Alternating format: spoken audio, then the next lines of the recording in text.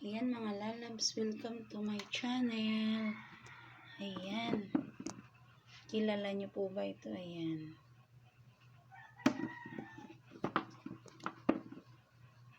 Kaong. Kaong daw ang tawag nila dito. Kakaibang kaong. Ayan. Ang dami mga lalabs. Oh.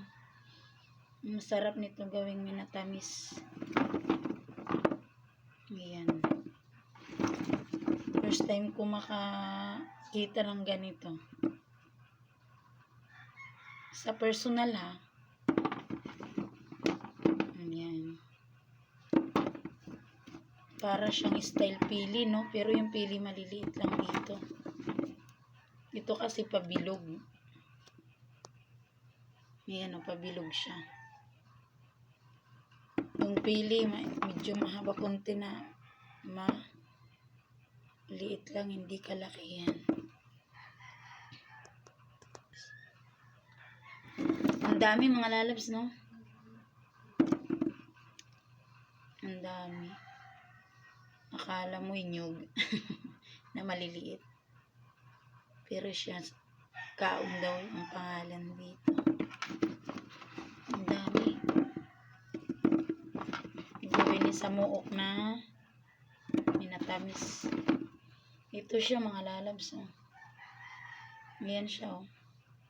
Nagbiak na ako. Ayan.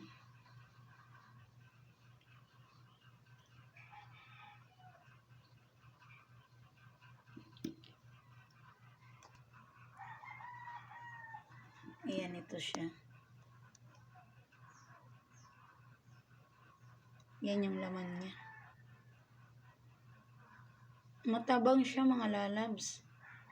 Hindi siya matamis. Sabi gano'n.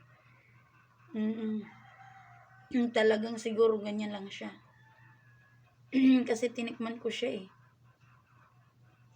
Para siyang buko style.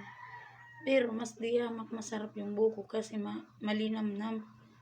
Ito parang naghanap ako ng lasa, wala akong mahanap.